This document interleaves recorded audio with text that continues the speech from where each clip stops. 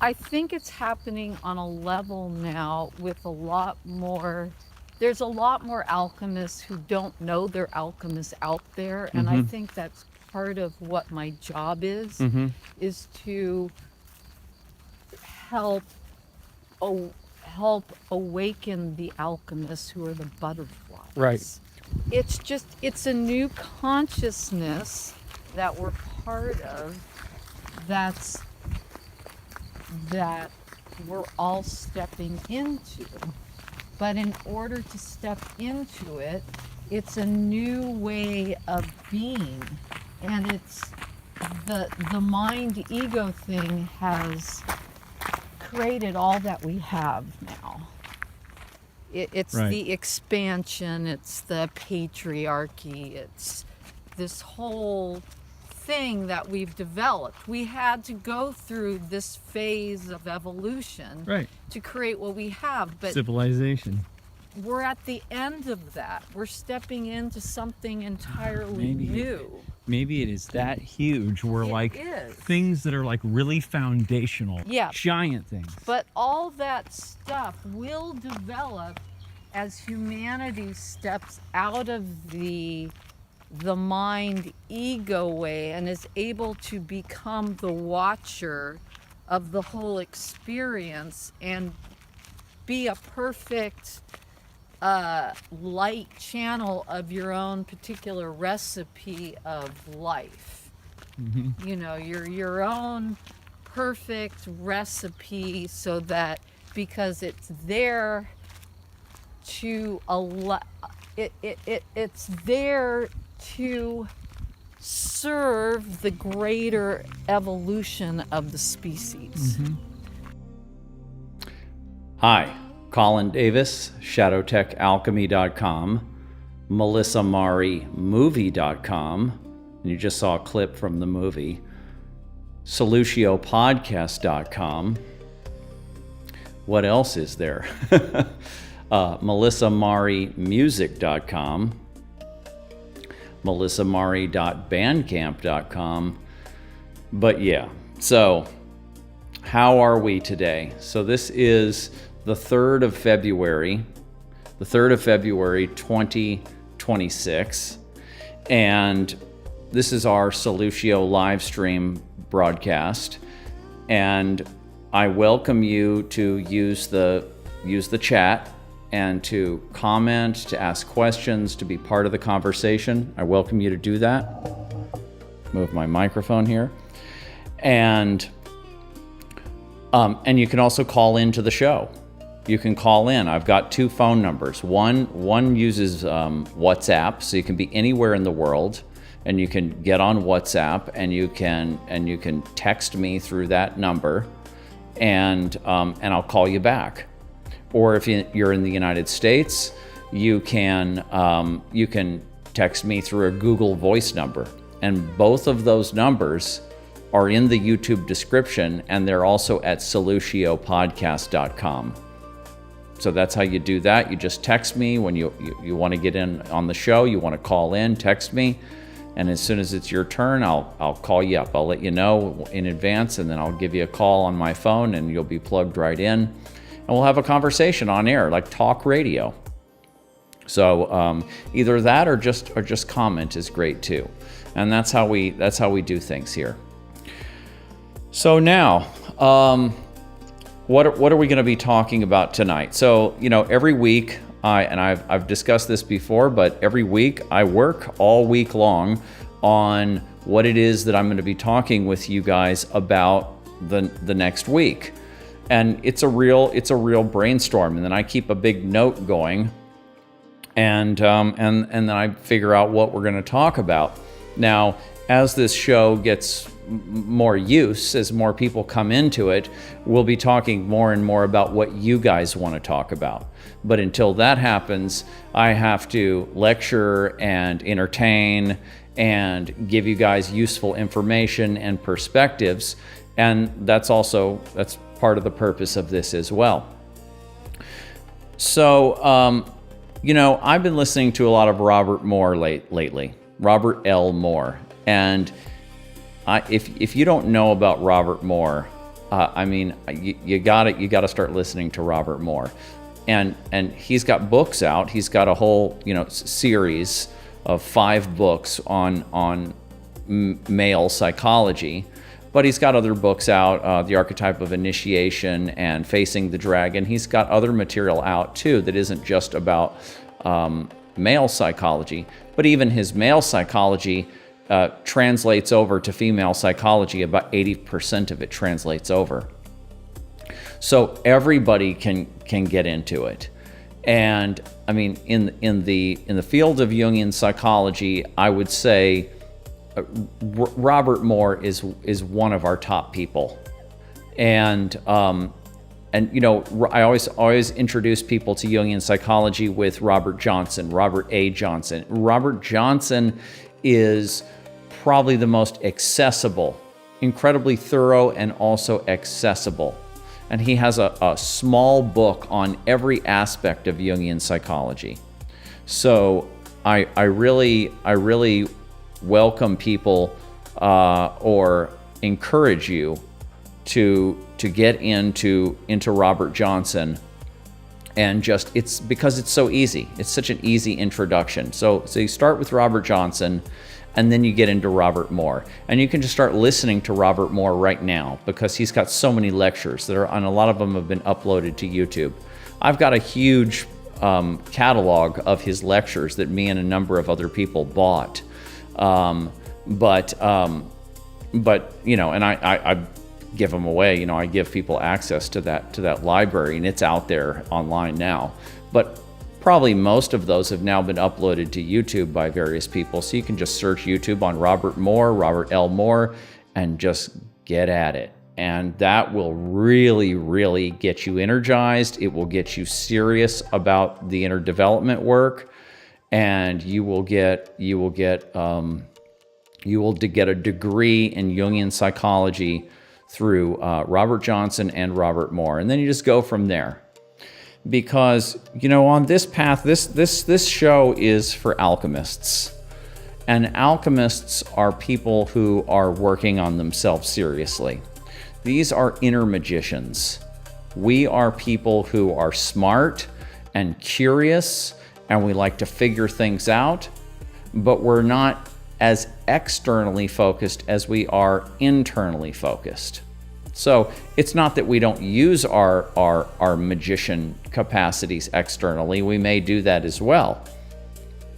But we definitely spend a lot of our time and energy figuring ourselves out. That's what we do. Let me turn this off. We spend a lot of time figuring ourselves out and figuring each other out. And in relationship, we use our relationships as alchemical vessels. We use our relationships as alchemical vessels, and so we have psychotherapeutic relationships with our partners, right? That's not the only thing we do with our partners, of course, but that's a big part of it.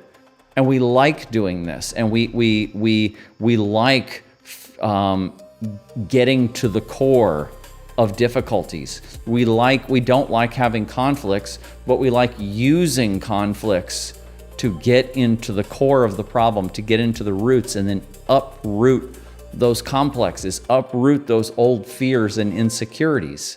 Because then when we do that, we feel better, we feel more whole, we come together, and we're less triggerable and less moody, and we don't need as much distraction or whatever, types of methods that we're using to pacify ourselves. We don't need that as much because we're feeling better, we're feeling more whole. And if we're more on the manic side, then we're getting control of our energy. It's not just spilling out all over the place and disturbing everybody else and ruining jobs and ruining relationships or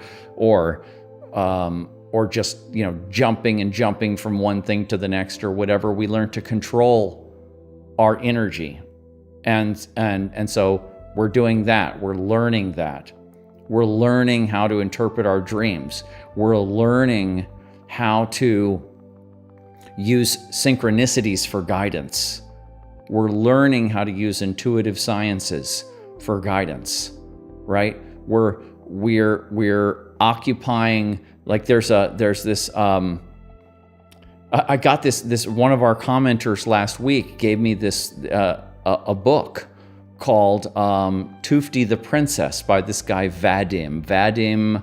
I don't know his last name right now. I just found him. My friend Stephanie already knew about him, but I just started the book, and he's talking about this practice. It's really not that different of ancient, or like Zen Buddhism or whatever, but it's the idea that there's your outer movie and there's your inner movie. And you're concentrating on being at the center, right between the two movies. You're not falling into yourself and just being completely taken over by your own inner dialogue, your own inner scripting, and you're not falling into the external world and just getting taken over by the collective and by the community and by the culture, right? Now, I used to already explain this to people in just basic terms without using the movie analogy, but Melissa and I also had the movie analogy, which we called living in the movie. So when I found this guy's explanation of balancing the two movies, I said, yes, there we go, I'm going to use that. So we're doing that, right? And so we're also, like, the name of this particular broadcast, I can't even remember the name of it, but here it is. It's a new way of sacred living.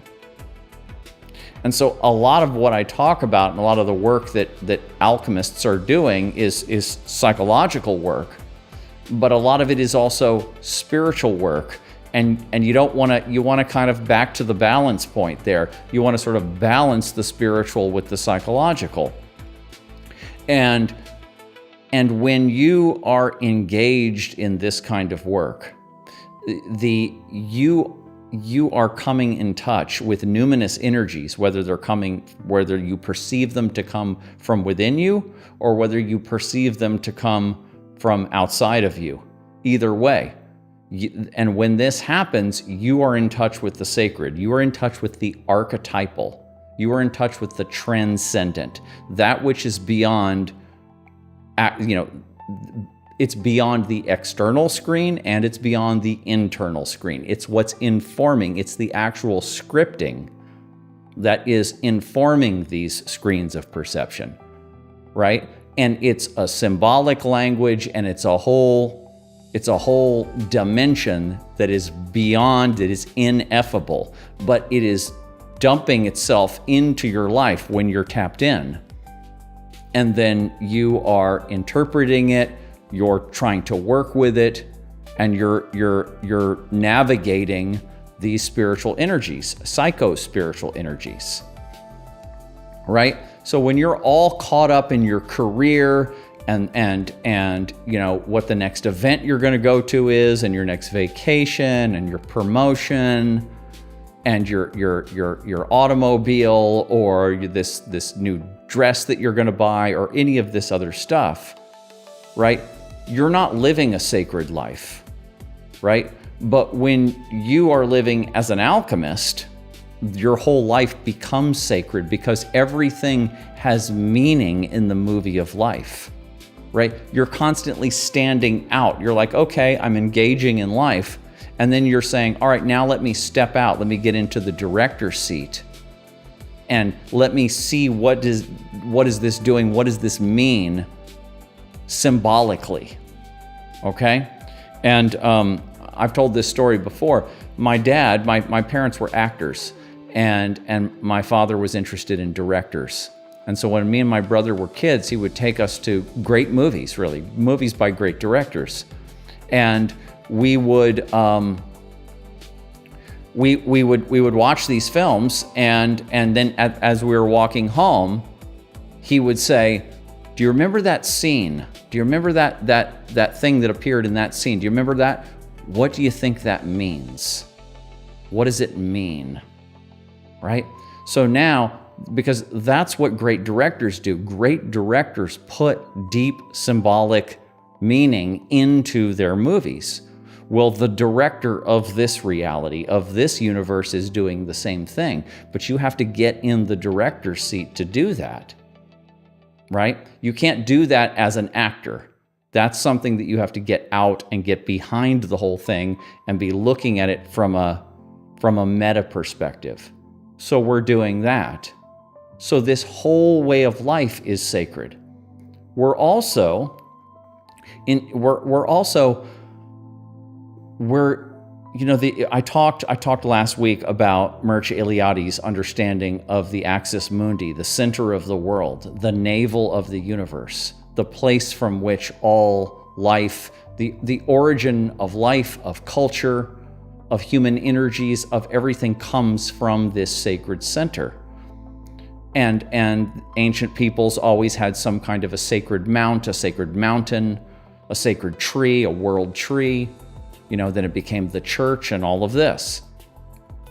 Well, when you're in a certain stage of consciousness, how people have been for thousands of years, for as long as, for all of human history, you have a hard time connecting to that center in yourself, and have an easier time connecting to it when you project out onto it, when you have an outside church, an outside mountain that you are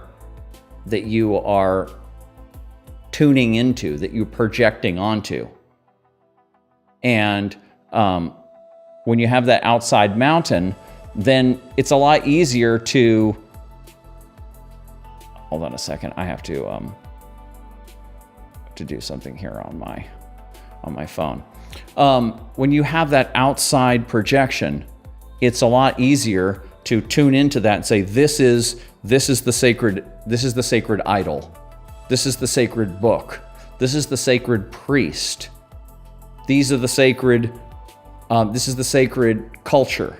And it's out there, and you're going through the practice of interfacing with it, but it's not so much known to be inside here. And some religions, well, in the East, they're going to put you in here much more than the West. I'm mainly talking about the West.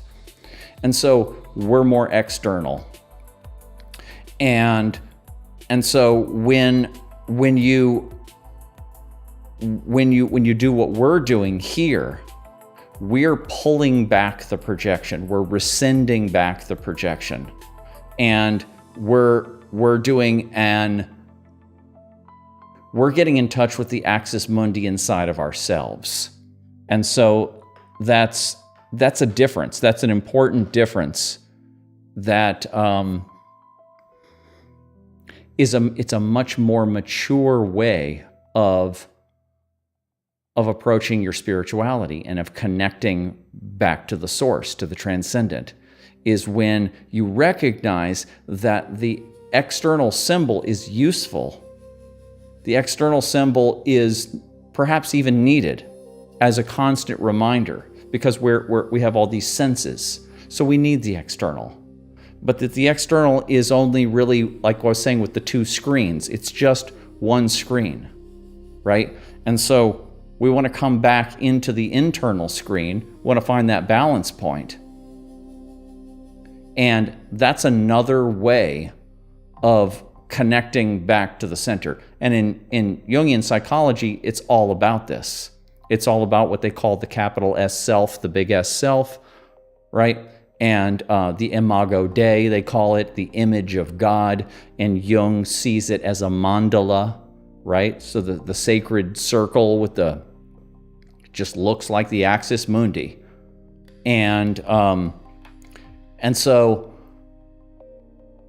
that's a big part of Jungian psychology. And so we have that in there. But yeah, so there you go. So I just wanted to kind of touch on that, because I went over, I talked for, I think I re-uploaded it up to YouTube last week. I had talked on this subject for 45 minutes last week. So I don't think I'm going to just, keep trying to crunch that and pull that back out, because I talked about that. But that's what we're doing here. And so this is a new way of sacred living. But then also at the practical level, at the very practical level, we're studying psychology. We're studying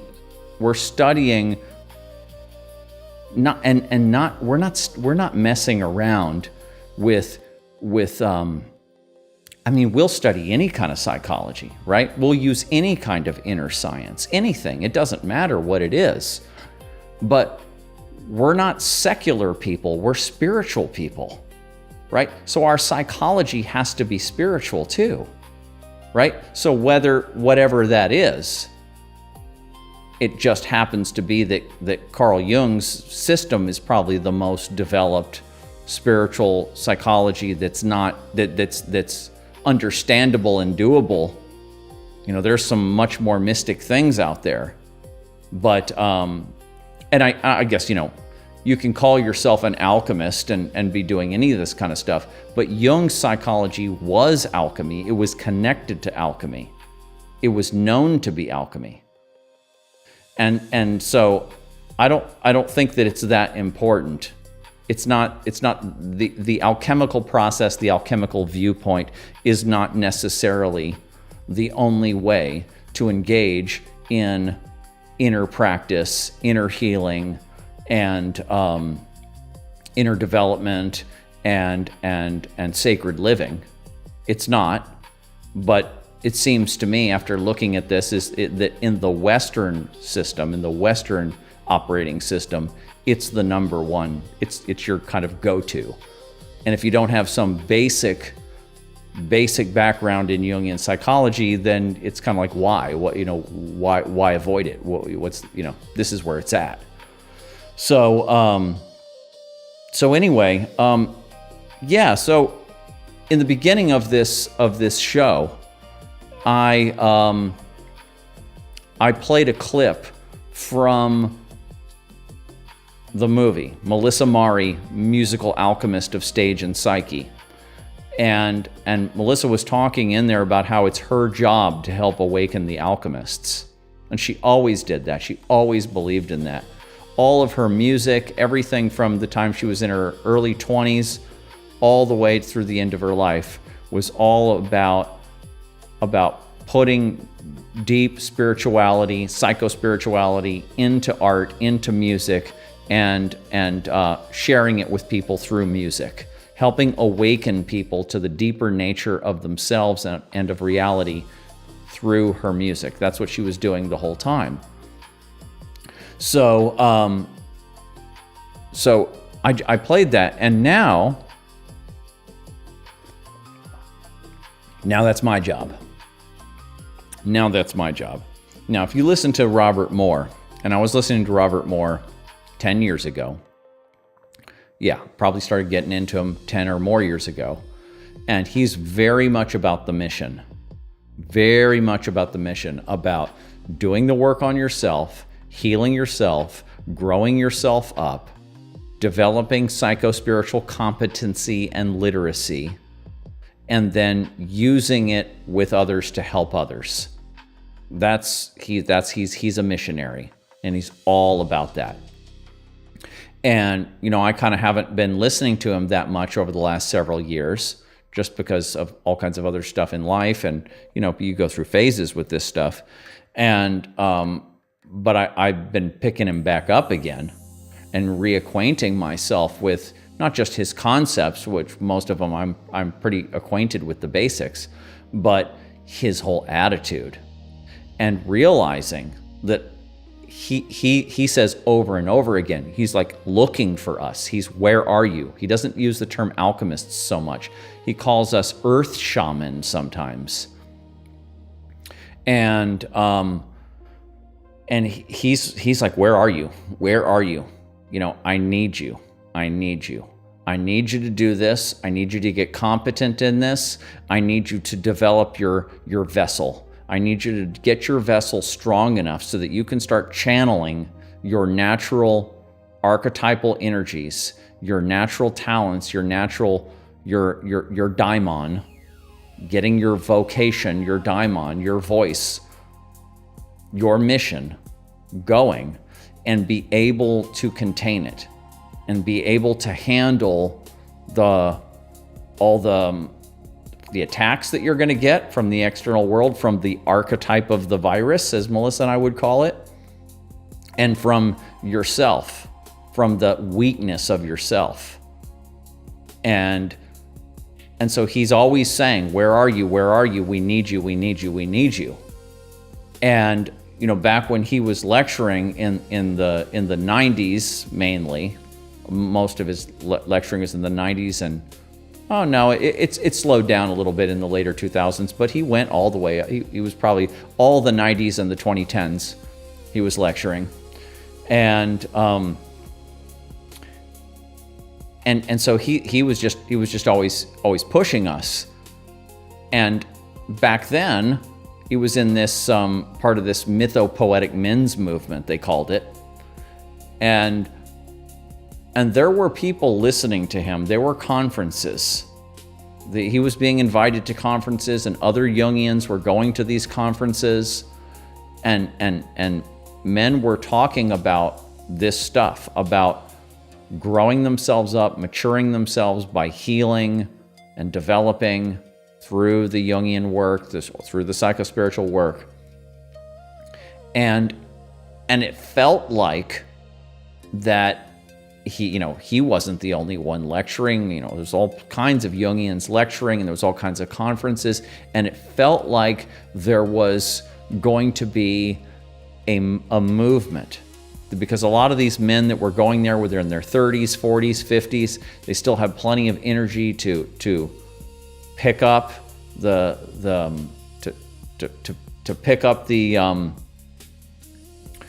torch and to carry it on. And, this is all would be considered part of the human potential movement. And then I'm looking now, back then, 10 years ago, I still was feeling like, okay, I'm still studying, I'm still learning all this. I've been in this 21 years now. I've been in deep psychospiritual healing and learning for 21 years. I mean, I was always curious, and I was always looking at some kind of spiritual book or something like that, but seriously saying, okay, I'm working on myself now. I've been doing this for 21 years. And 10 years ago, maybe I found him 12, 13, something like that. I'm still in learning mode, really, and trying to figure out, what is the topology of all of this. And so then I thought that you would start seeing these men, not just men, he's lecturing to women too. It just happened to be, he kind of got pigeonholed into that, even though he would speak at the Jungian centers and all that kind of stuff to men and women, or the Chicago Theological Seminary, or whatever it was called. He'd be lecturing to men and women, saying the same thing to both of them. But I'm like, okay, so where are these guys now? There was the Mankind Project was around for a while, and I noticed that a lot of these men's groups, they got woke. They got, and the Jungians themselves, a lot of them, they just fell into the wokeism thing. Not the full-on crazy stuff, no. But they fell into that fourth wave feminism and all of this, and just kind of, what happened? And they didn't get red-pilled. The Jungians didn't get red-pilled, really. I think Robert Moore would have been red-pilled. He was already red-pilled. And so it's like that whole kind of thing just kind of just fell flat on its face, really. I mean, it had its peak, and then it kind of, I thought it could have a much longer lifespan. So it was just like a bump. It was just like a little bump, because you've had these different bumps of, call it the esoteric tradition, the perennial philosophy, whatever. You've had these different bumps, the New Thought movement and whatever other version of that. And then you had the 60s counterculture and into the human potential movement of the 70s. And then Jung was discussed in the quite a bit in the 60s and 70s. And then, and then we had this other bump with the mythopoetic men's movement, but it's really nothing really big. And now here we are, and it's 2026 now, And the world, the culture and the world is just a ridiculous sadomasochistic clown world. It's just a clown world. If Robert Moore were here, he would just be like, what in the world why are you letting this happen? And because the whole culture, the whole Western culture is so psychologically or psychospiritually illiterate, absolutely illiterate. Everybody's pointing at the external screen, right? And they just don't have any experience. There's so much magicianship, and it's being used to send toys into space and make computer stuff or social media or whatever. And there's a usefulness with all this kind of stuff, but it's not the most important thing, right? It's the world of money and commerce and things and stuff. It's the profane world. And like I was talking about last week, there's the horizontal and the vertical. The horizontal is the profane world, and we're just going light speed horizontal, and we're barely even getting off the ground into the vertical. So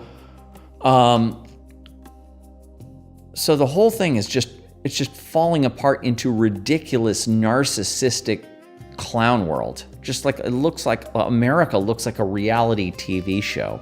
It looks like Idiocracy, the movie. And Europe at the ground level looks a lot better, but at the leadership level just is horrible too. Just total clowns of leaders for the most part. And so, I mean, and I know there's these problems all over the world, but we're in the West, so I tend to focus on the West. And so this is where we're at because we have these psychospiritual children in adult bodies.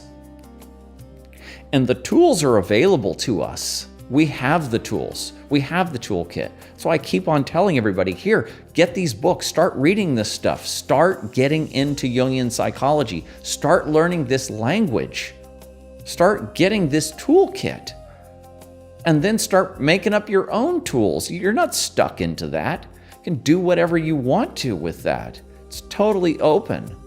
Melissa and I did that. Melissa and I created our own mind-body plug-in. We called it Shadow Tech. We took the Jungian system, what we knew of it at the time, and then we made up our own stuff. It came to us. We didn't actually make it up. I've told this story many times. It came to us. We got together and boom, this sacred space opened up, and we downloaded a whole lot of stuff. And like I've said, we didn't just take it as some kind of a channeled thing and just say, hey everybody, some Egyptian god or goddess gave us this information, here it is. No, we took this stuff and we looked it up and we researched it, compared it with other people, and we put the scientific process on it.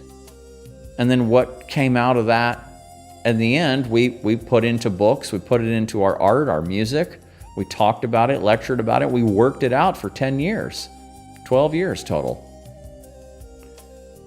And so, but this was basically a system that basically came to us organically. And the way I describe it in the movie is it's kind of like a band. It's like when you have a musical band and you put 4 or 5 musicians together in a room, and then when you have a really great band, they're usually, it's always in some kind of existing genre, but their own style comes out. And it just opens up and it just happens. And their style is there from the beginning. All the great bands, or very quickly, by the second album or something like that, their style is there and it's unique and it's theirs. And you ask them, where did it come from? Who did they copy? They say, nobody, it just came to us. And that's the way it was with me and Melissa. And that's the way really all great creative endeavors manifest. And so that's what we did, and then we put it into Shadow Tech, and now here I am on the other side of that 12-year period, and it's still has not been formulated yet into a level of coherency where it can be as applicable as it needs to be. The second book that came out was in 2024, April of 2024, so it's been almost 2 years. And that clarified a lot of things and simplified things, but I also cut a lot of things out to make it more applicable. But it still hasn't come together in its most coherent form. And so now I'm doing that now. That's the work right now. And it's interesting to me because I'm doing it without Melissa being here. And the way I'm doing it is I'm still getting Melissa's input because I still allow myself to constantly go into her consciousness, right? I worked on the movie for a year, and so I was constantly looking at film of Melissa, and I'm still doing it. And I've tried to see what it feels like to do less looking at Melissa so that I can move forward, but I realize that doesn't work. I'm still in a place where I still need to have Melissa's input.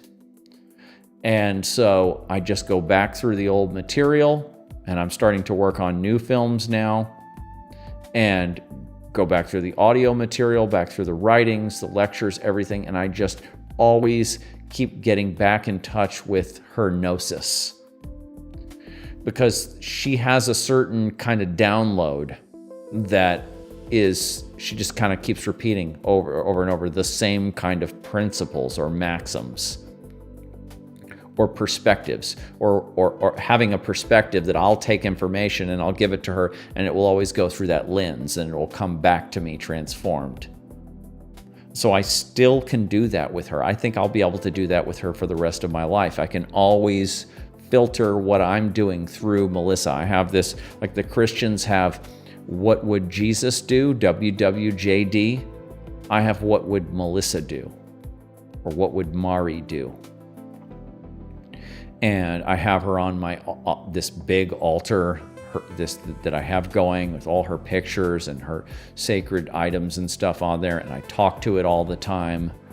I dream about Melissa. At first I wasn't dreaming about her as much, but I dream about her all the time now. She comes back to life a lot of times in my dreams, and I'm astounded. I'm like, whoa, what are you doing here? How could this be? And I get information from those dreams. So it's still going on. And so while that's still happening, while I'm still in, and I don't think this will ever change. I don't know this exactly how it's all going to work out. But now that I've had this whole 12-year alchemical relationship with Melissa, and I've been basically trained how to do this and how to work with this information and this energy, now it's like I'll always be doing this. But so now I'm putting together what I'm calling Solutio. And the name of this podcast is Solutio Podcast, but that's not just what it is. The whole platform is Solutio, right? It was Shadow Tech. Shadow Tech was the name of the book. And then the website and the podcast and all that was Shadow Tech Alchemy. That was like the brand name or whatever it is, and the website address. And now it's Solutio. I keep the old stuff. It's still going. But Solutio now is the next level of this. So this is being put into something that's more, like I said before, it's more coherent. And I'm using Ken Wilber's 4 quadrants. I'm using the whole vertical horizontal axis model, the axis mundi.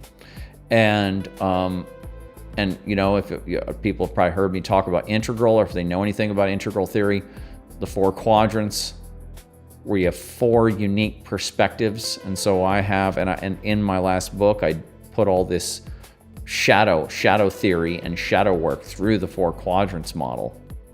And now I'm going to put the whole shadow tech system through the 4 quadrants and add some other stuff that was also in our ethics, our system, and put it all together. And then I'm going to have 2 levels of this. And there's always the level for alchemists. That's what it's always been about. It's all been about for peers. But this time there's going to be an outer level of it that's going to be more basic, because there's a more basic level that more people can use.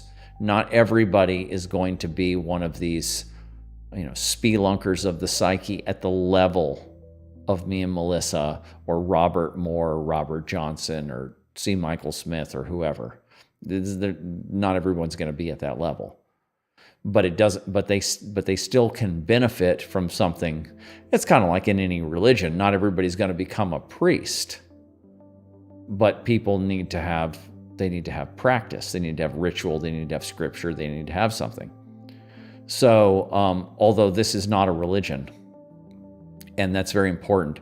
In a religion, a religion gives you the entire operating system that you need for your ethics, for your spiritual connection, all your symbols and your quote unquote idols, and it gives you all that stuff, and you're not allowed to go outside of it. All religions are insular, right? And so this is not that at all. This is a toolkit. This is a toolkit that gives you a lot of the same things, the basic things that you will get out of any spiritual or religious system, but it's compatible with the 21st century Western mindset, but it's also rooted back in archetypal reality. And that's basically what Carl Jung did. And all this is a we used to call it a plug-in for your mind-body operating system.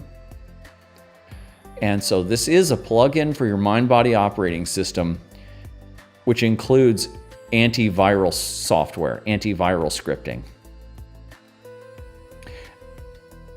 The Christian religion does not include, that's wrong. Jesus himself is antiviral. But they, to a great degree, project a lot of the shadow, what we call the shadow in Jungian psychology, onto the devil. So the devil has to carry this, and the devil is out there. And that's okay. That was a stage. It's a stage of consciousness. But this doesn't do that. This doesn't put the devil out there. The devil's in here. It's your shadow. And then you have to go in there and you have to work that out.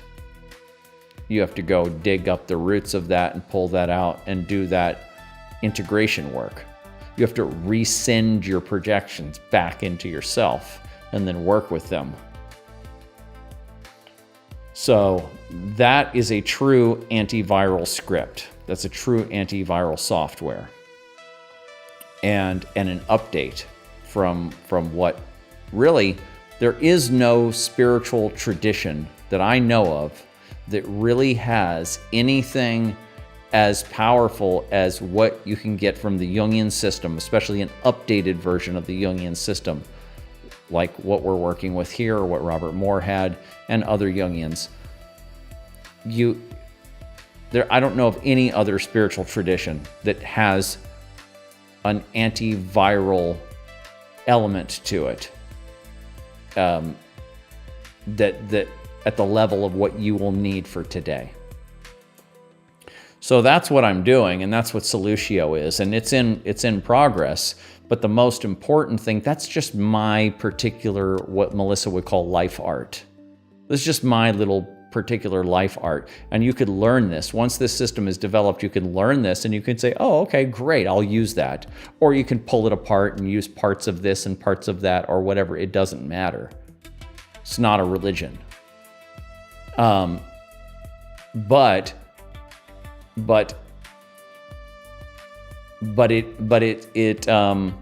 so it's use the way you want to, when and where you want to, how you want to, make it better for yourself, add something else to it, do whatever you want with it.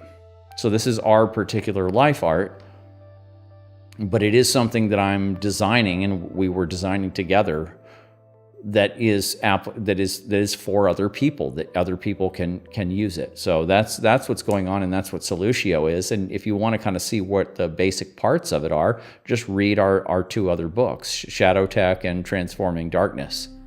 And you can see probably, I don't know, 60% of it or more is in there. So that's what that is. Now, if anybody's hanging out and wants to say anything on the comment, feel free to do that, and we will we'll do that. And if anybody wants to call in, can do that too. I think, let me see what's going on here. Sandra is still texting me, which she should not be doing, because I cannot be fielding people's text messages while I'm their stuff while I'm doing this. So, all right. So now I'm going to go to my notes yeah. Oh, right. Stephanie's there. Hi, Stephanie. Vadim Zealand, reality transurfing. Right. But I think the second book or something is the one I have, Tufti the Princess. And I just started it, but it's a very, I'm grateful for having that turned on. So now I talked about a lot of the stuff that I have here in the notes already, and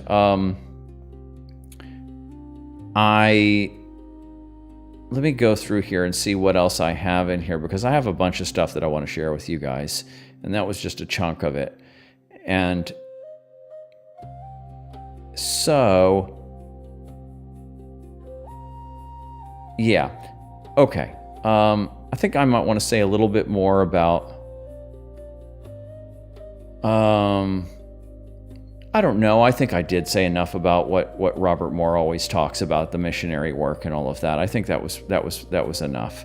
So, we have a friend that comes into the show sometimes, Mary, and she texted me, and she was talking to me about some political activists and how they're, what the hell is wrong with these political activists, these women political activists. And so I said, well, what is it, whatever it is that you don't like about them, just find it in yourself and trace it down in yourself, because that's why you're getting triggered over them. And she instantly said, yes, that's what I'm going to do. And she instantly started journaling, and she instantly took it up as a practice and said, this is what I'm doing. I'm going to do that. Oh, and then, she instantly said, oh yeah, Ken Wilber's 3-2-1 shadow work method. You can look into that. And it's a basic shadow work practice. And so that was very good. That was very, very good. And that's the kind of thing that I want to hear. Is I want to hear people getting on it. And when somebody shows them the mirror, and I barely had to even show her the mirror, I just had to say, hey, well, it must be a part of you. And she goes, yes, you're right. That's it. I'm going to work on that. That's what we want. That's what we need. Oh, well, it is Maria. It's great to, yeah, well, thanks for being here. It's great to have you here. And you can always go back, because a lot of material was already discussed in the beginning of the podcast. And so when this is over, you can always go back and watch it from the beginning.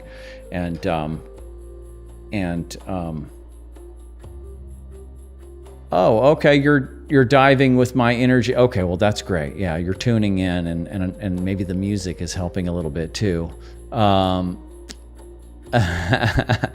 Sandra's apologizing for texting me. Okay, well, I think I've harassed her about it enough, so I don't have to do that anymore.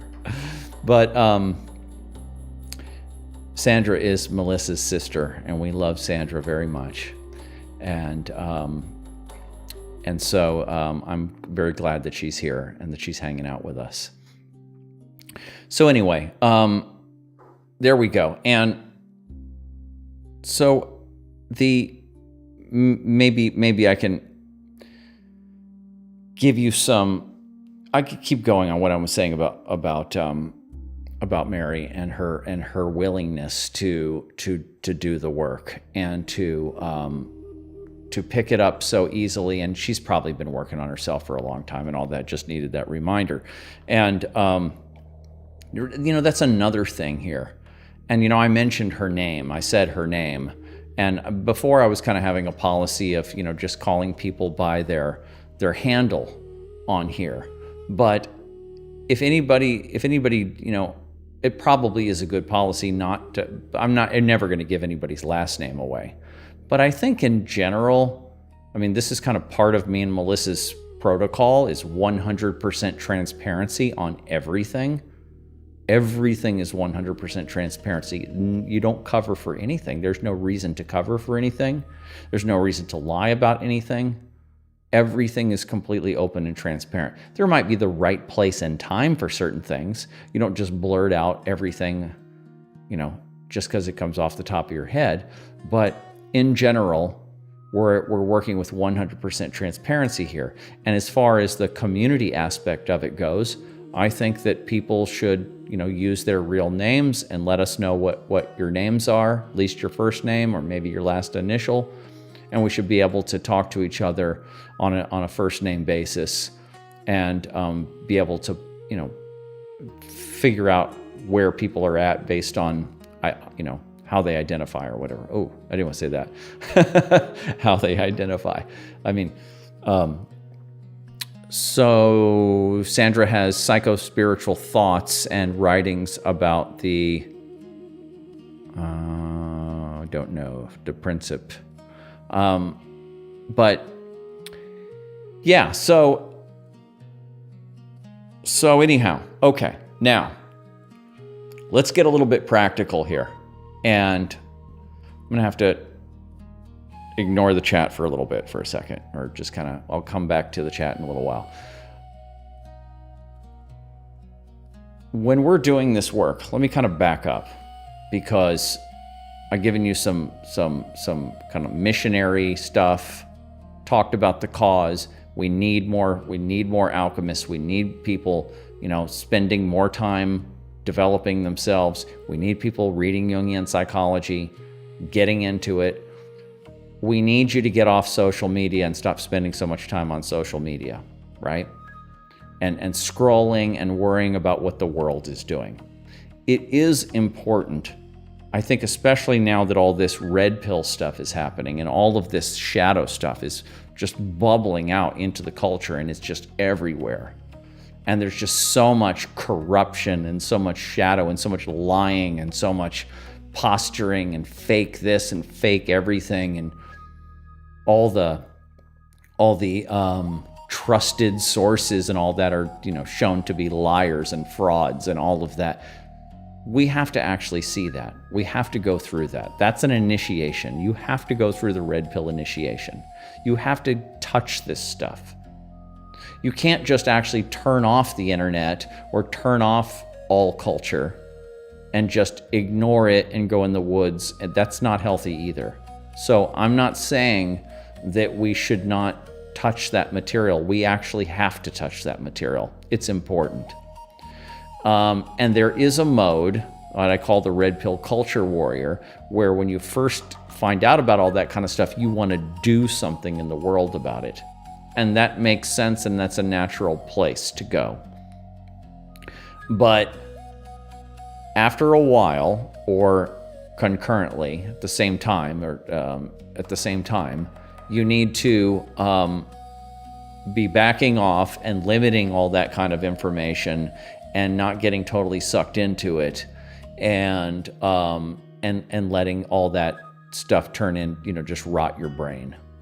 Because after a point, it's just poison. And so it's ruining our attention spans. It's ruining our relationships. People are forming relationships with people that they've never met and never will meet in their whole lives. And people are getting attention from people that they've never met and never will meet. It's not real attention. It's not deep attention. And it's like, that's the kind of attention that children get from narcissistic parents. They get this superficial kind of shallow attention, and that ruins children. It makes them narcissists, because then they're constantly seeking that narcissistic supply. And then when we're online, the only kind of attention we can really get from people is that surface level kind of attention. So it just feeds our existing narcissism. And it's just very, very unhealthy. At first, social media was great because it was like a phone book. It was like an updated phone book. You could find anybody, you could communicate with them, you could share information with them. It was cool. But then it's like this place where everybody just habitually shares all of their personal life and everything with everybody, and they're just doing it just constantly needing to get clicks and likes, and we all know how it works. And this is just sucking it's just sucking our attention and our consciousness out. It's just ruining us. And no one reads anymore. And you have to read in order to develop yourself, in order to be to become a healthy, whole person. We don't come into this world with any instruction manual.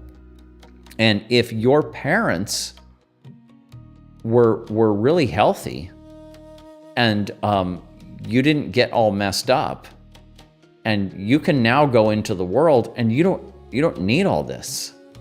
You may need some advice because everyone runs into problems. Everyone runs into issues. Everyone has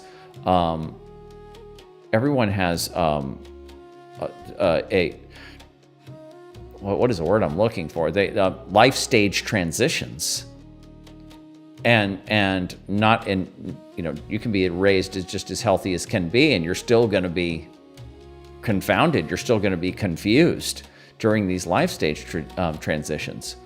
But we're always going to need help from each other. None of us can. We're always. There's always going to be somebody that's going to know something more. In fact, a lot more than you do about something that you really need to know more about. And but a great deal of the deepest, most thoughtful and well put together information, knowledge, and with wisdom is in books. It's in books. And so you have to read. And that was we always knew that. But now people aren't reading. And so they're just getting all these tiny little, people say, I say get into Carl Jung, and they're like, oh yeah, Carl Jung. They know because they've seen little online memes, but they've never picked up a book. And so that's just not going to work. So basically, there's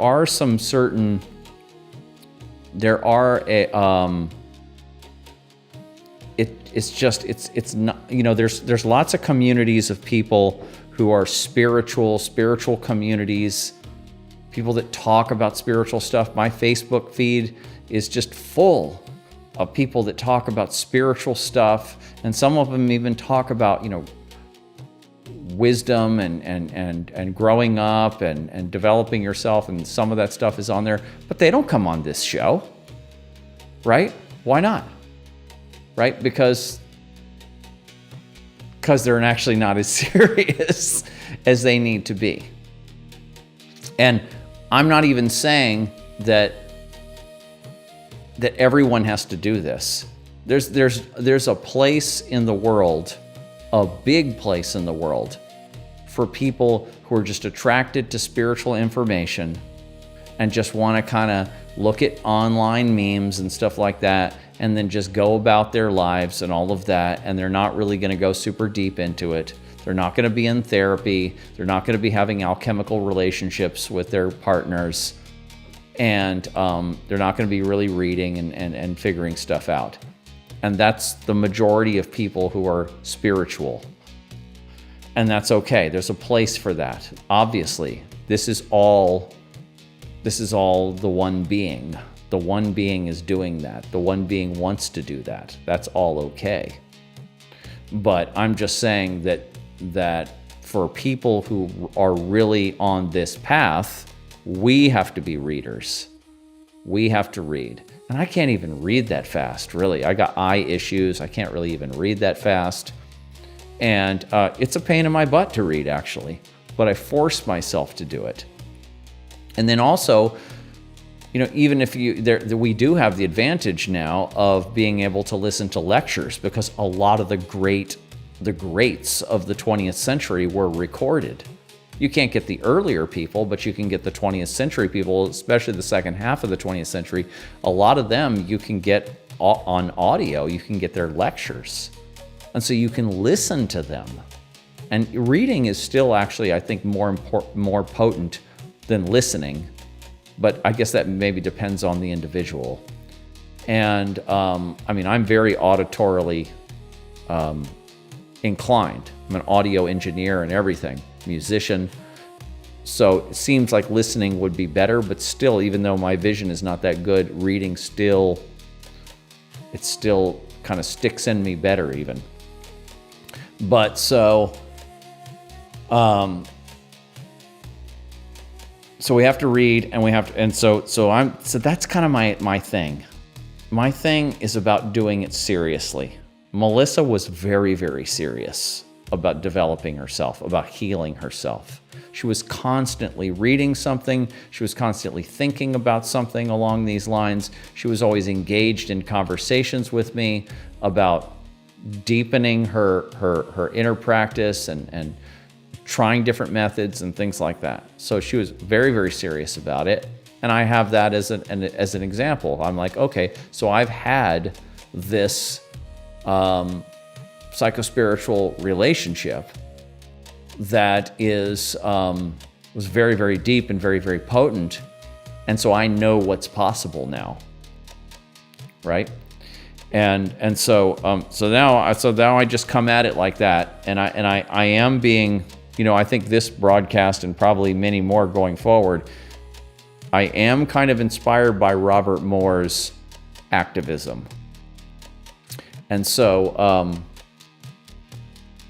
all right, Sandra, I think Sandra needs a she needs to learn some chat room etiquette and texting etiquette and stuff.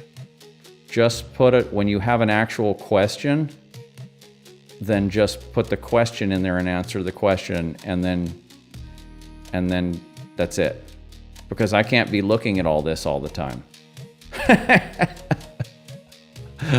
But and I'm definitely not trying to be mean. I want Sandra's information, but I don't want all that figuring out stuff. I just want real stuff. So yeah, maybe I'm being very patriarchal today. I think I am. Definitely I am. I'm being patriarchal. I'm being fatherly, and that is kind of part of my that's one segment of my personality. And I think I've been listening to Robert Moore, and so now I'm like, you got to study, you got to do this and do the chat right.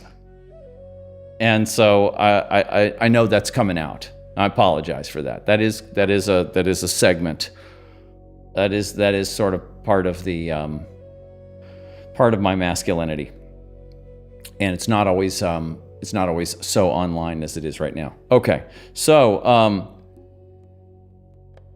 but the more I can get feedback from you guys, please, the more I can get feedback from you guys, actual questions, actual stuff that we can talk about, that we can go into, it's so much better. It's so much better than me just having to go off my notes and just improv. I can do improv for 45 minutes or an hour or something, but then I want to talk to you guys. I want you to call in on the phone. The phone numbers. Let me, just go to the description in YouTube and look at the phone numbers and just call me. Call into the phone number, or I don't even care. Put it into the chat. What are you reading? What kind of stuff have you been doing where you're working on yourself? What do you need to know more about? Is there anything that I know that maybe I can help you with? Or is there anything that you think that I don't know that you can help me with? Where are you in this? Because I don't just want to entertain you guys. I want to be here as a resource for you. I want to inspire you, and maybe I want to put a little pressure on you. Maybe I want to put a little masculine pressure on you too. But I want to help. I want to do what I can to help you guys. I want to bring you into this community of alchemists, and so that we can, because the whole purpose of this thing is healing ourselves. And I can talk to you all day long about all kinds of methods and stuff, and you will see that as I do more of these Solucios, you're going to see that I'm going to start putting them each week. You're going to see that I'm going to start putting, it's going to be one subject each week, and then we'll have calls and comments and stuff. And I'm still figuring out how to do this and how to get comfortable doing it. And it's difficult, actually. I tell you, this is difficult to do this. It's difficult because it's every week is every week is me preparing and all of that, and then having to just kind of improvise and all of that. So it will be very helpful when I get to the point of being able to actually just do one subject per episode and then just repeat it over and over again. Oh yeah, you saw my... Tell me, what is your name, sir? Tell me your name so that I can, or whatever name you want to go by, so that I can Toofty the princess. Yeah. Yes, I am. Tell me your name so that I can interact. This is the best way. Carlos. Thank you, Carlos. Yes, I thought it was Carlos. Thank you, Carlos.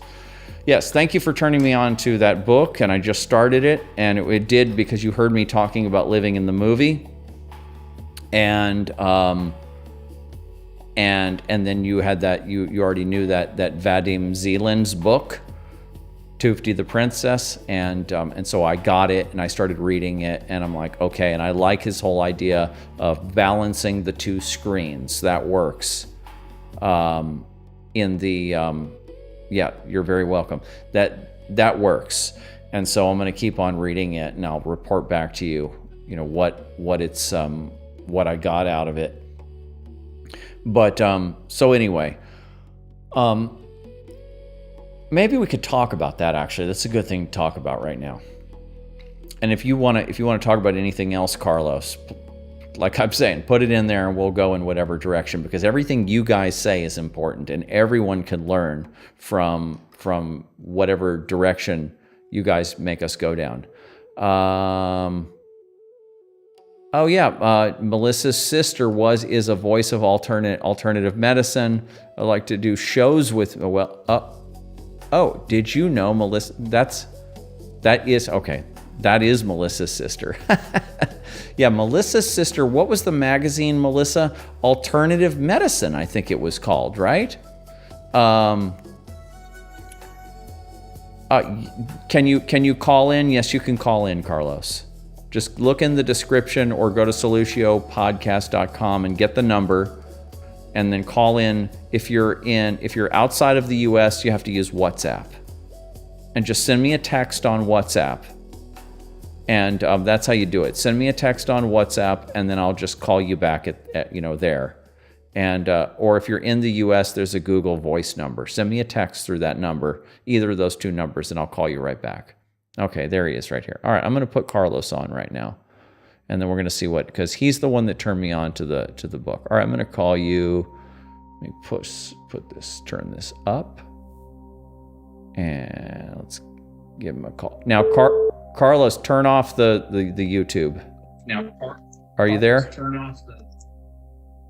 Oh, hello, Colin. Hi, Carlos. Oh yeah, thank you for telling me that. Yeah, no problem. The echo is Yeah, that's great. Well, you sound loud and clear. That's fantastic. Oh, thank you. Thank you for calling in. That's much. exactly what I wanted to do here. So, how are you doing? Oh, you'll still have to. You know what? Just press pause on the YouTube video. Just pause the whole thing, and you'll have to get it started after you're done. I think it's working now. Oh, okay, yeah. Yeah, thank you. Appreciate it. Mm-hmm. Yeah. Well, no, first of all, thank you for what you do. I've been following you for a while. I actually have 2 of your books. Oh, okay, great. I read Shadow Alchemy like 80%, not on the way, but I'm getting there. That's fine. Yeah. And no, it's been very enlightening for me, and I've learned a lot. My background is not psychology or shadow work, so to me, all of that is foreign. Right. Until I had to need it a couple of years ago for personal stuff, Right.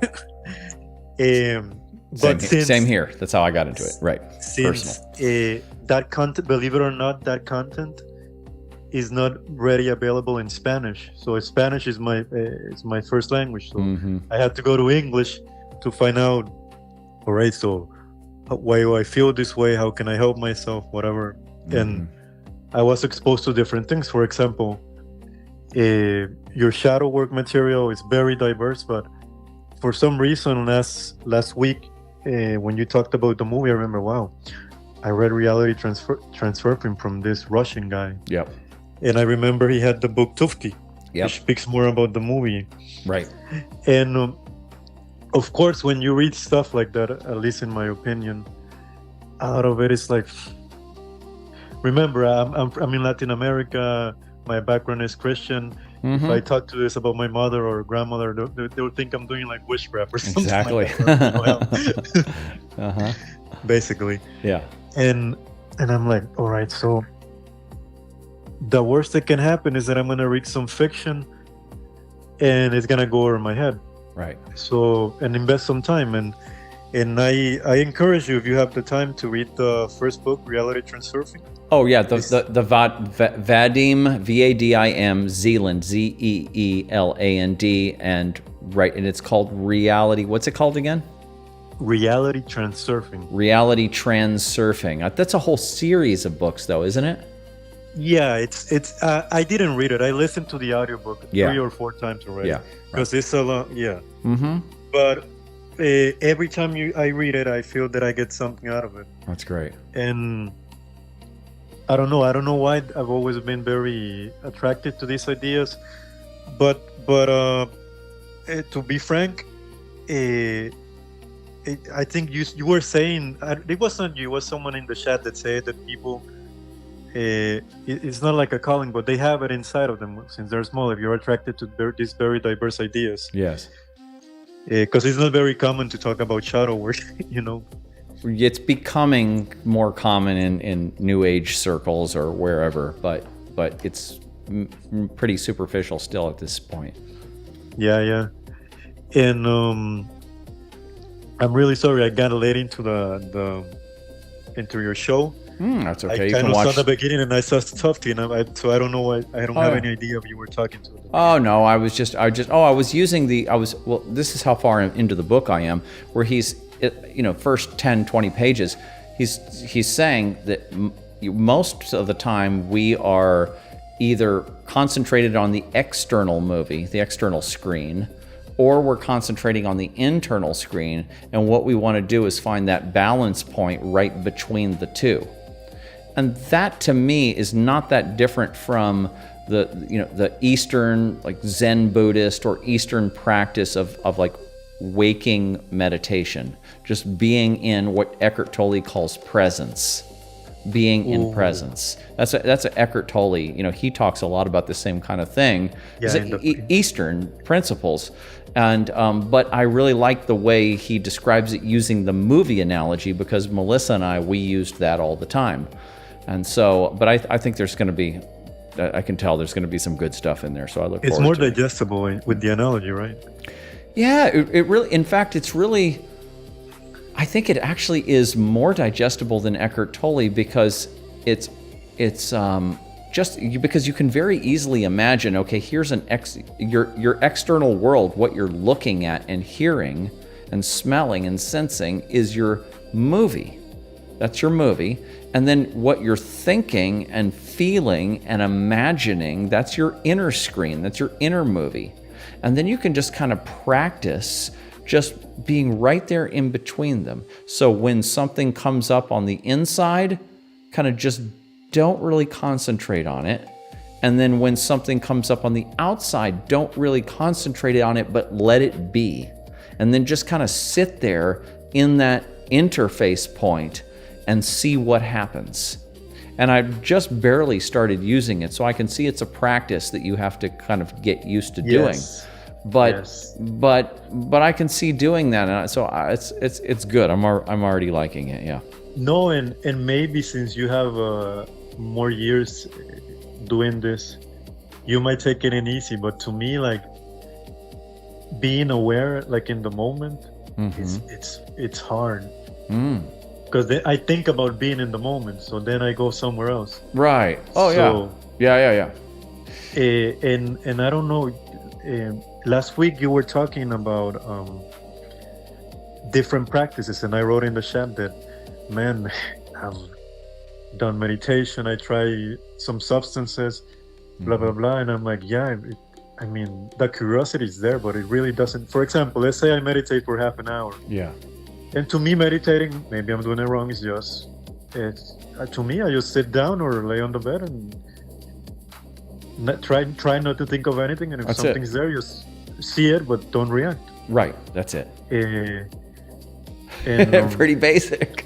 No, other people have more profound things. And I'm like, when I do this, I really don't feel anything. I'm just like, maybe I leave and I feel a little bit more rested because my body was not moving, or I don't know. Well. So I mean, if you really look at the really deep meditators, the Eastern people, and all of that, they're to the point. They've been doing it so long, to where they're past the basic part where we are, where we're still fighting our thoughts and getting distracted and all that kind of stuff. They can very easily just kind of go into this meditative state and this sort of just blank screen state, and then they can go to higher states from there.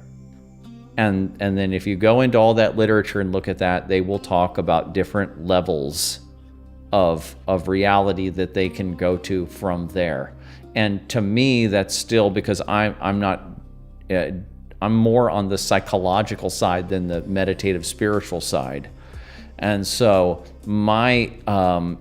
I've had those kinds of experiences, but they haven't come through a meditative practice. They've just come spontaneously.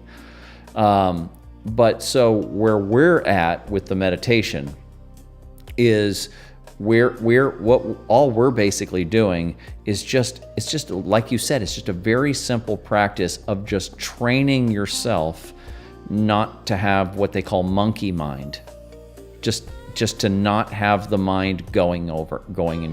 So it's just a very simple, basic practice that just slowly, very slowly, over a period of months or years, slows down everything inside so that you can have more periods of in-the-moment perception that aren't clouded by internal thoughts, feelings, projections. And you can have more and more of these actual in-the-moment experiences as you practice more and more. So what you're doing is correct. It's just a very long-term practice. But it also soothes your nervous system too. And there's another type of meditation that I do more often. It's called open focus. And you can look that up. Open focus. Yeah, open focus meditation. It's more body based. And so it's kind of like Vadim's idea. It's like a little trick where you imagine, being in between the two screens. Well, with the open focus meditation, you basically, the guy that came up with it, Les Femi, he basically realized that if you tell yourself to imagine space, your mind cannot imagine space. It can only imagine things. But when your mind tries to imagine space, it tricks it. And so it's like those 3D pictures that you stare at them for a while and then another image shows up. And so what you do is you focus on a part of your body where there's tension and you imagine space inside that part. And so, for example, like what I do, and I think this is in the book too, but you can kind of start at the top of your head and then work your way down your body. So you can imagine the space in between, imagine the space between your eyes. Imagine the space between your ears. Imagine the space between your jaw and your chin. Imagine the space between the bottom of your tongue and the bottom of your chin. Imagine the space between your two shoulder blades. Or imagine the space inside the center of your chest. And you can just keep picking different parts of the body. And then you just go there, and then you just try to imagine space. Nothingness. And what you will find after you play around with this for a while is that the muscles around that area will relax. You'll feel them drop. Like if you say, imagine the space, between the two sides of my jaw on both sides of my head, you'll notice that your tongue and your jaw drops. Or imagine the space, between my hips, and you'll notice that your hip bones kind of just click, like just relax a little bit. And you can just go through your whole body and imagine space. And you can just lay there for like half an hour, just imagining space in different parts of your body until you feel the muscles drop. And so after 15, 20, 30 minutes of that, if you don't fall asleep, which is very easy to do, because as you get more relaxed, you can easily fall asleep, and I usually do fall asleep.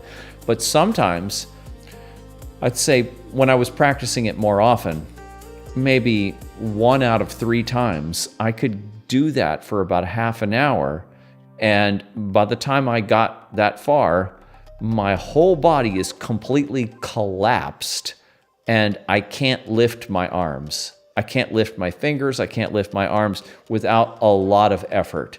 It feels like I weigh 400 pounds or something. And so you're just laying there completely collapsed and your muscles are just completely relaxed.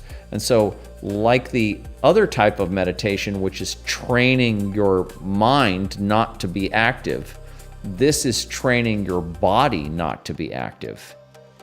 And it's very, very helpful. And I've noticed from interviews with the guy who came up with this that he speaks very slowly and very calmly. He's been doing this for so long that his whole nervous system is very relaxed.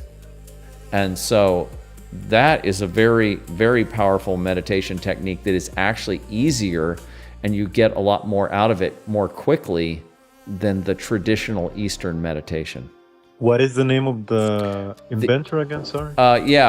Les. It's a funny name actually. Les, L-E-S, Femi, which is F-E-M-H-I, and the book is called The Open Focus Brain. The Open Focus Brain, and you could, if you can buy the book, or you could probably find it on YouTube or people talking about it. And it's a pretty simple technique. You almost don't even need a book. You just need a few pages to explain what it is. Oh no! Thank you very much. Yeah. I actually found it. Yeah. There you go. So I do that one more than I do the meditation. I've been in and out of meditation for years, and it's probably time to start doing it again. But probably what I would do before that is I'll probably get back into the open focus meditation. But yeah. So is there anything else, Carlos? Is there anything that I can help you with that's going on in your practice? How are you? Do you understand how to do shadow work based on keeping track of what triggers you, of your how to trace your projections back into yourself? Do you understand how that works, or should I explain that? If I would like for you to explain, please, if you can. Yeah. But I do notice that in my curiosity and to learn more about myself, of course, I read a lot of books, Spanish and English, but there's a lot of things that I don't understand. For example, right now, very quickly, since you were talking about your practice, and I told you that I felt that meditation didn't do much for me, but Right. I mean that leaving my body and going to other dimensions. That's what I meant. I've never had an experience like that. But yeah. Don't worry about that. Most people when are not. it comes to doing body relaxation, yes. Yeah. What I have noticed is that since I've been getting into these practices, and mainly, believe it or not mainly with the very intellectual and complex books about metaphysics or shadow work, mostly with like stretching and a little bit of hip openings and breathing. Whenever I have like reactions, before it was very spontaneous and very primal. I'm not saying that I fight with a lot of people and stuff like that. Right now, I'm like, all right, man, I fucked up. I shouldn't have said that. And why did I do it? You know what I mean? Like I pause a little. If I screw up and I don't blame myself a lot. I'm like, all right, I made a mistake. That's okay. Why did that happen? And I attribute that to, I guess, even though I'm telling you that the practices don't do much for me, but I assume that is because I try to be more self-aware. Is that a word? Yes. Yes. So, for example, I'll give you an example. Yeah. About very recently, I hire an attorney to do something, and he's very responsible. Yes. And I was very upset, because I got fined by the equivalent of the IRS in your country. Yes. The fine was very low. So I got upset, but I'm like, fuck. I need to be proportional. So I got upset and I told him, look, man, I'm sorry, but you're irresponsible and this is not going to work. And you're telling me excuses. I'm being disrespectful because we're both professionals. So it's better if we both part ways. Okay. Inside of myself, I'm like, fuck this guy, what a liar. But you know what I mean? Yeah. So, sorry. Oh my God, I'm so sorry because you're alive. I apologize for that. No. You can use curse words. It's okay. Yeah. So, but I remembered that the way I said it at the beginning, now I got very agitated. And you can tell by my voice. The problem I have a very low voice, so even if I'm not upset, you might think that I'm upset or something. And then after I talked to the guy, it was very conciliatory, but we realized that we're not a good fit, mainly because the guy's irresponsible. It is what it is. And I got agitated, and I stayed with that inside of me for like an hour, like in my chest. I felt it, and years before, I wouldn't have noticed. Okay. Right. I have something like in my solar plexus. That means that I got agitated. Right. Damn, I think I managed this properly. I was talking to myself like a crazy person. I'm like, yeah, that's good. I did better than other times, too. Yeah. So I was like, giving me props. Good. But I was still upset. So I'm not. Yeah, that's okay. That's okay. So you're doing everything right. Go ahead. I'm not saying that maybe if I did that before, I didn't notice. I'm gonna be frank, but since adopting the practice, when things like that happen to me, and by practice I mean like stretching, sometimes meditating, sometimes breathing deeply. Try to do it with my diaphragm. And those things I've read, and even though I might not know how to contextualize it verbally, because English is not my first language properly, but I read that like in your book and other books.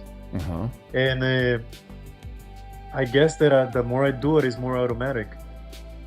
To what end, I still don't know, because what is the ultimate goal of me to doing that? Of course, to feel better, I guess.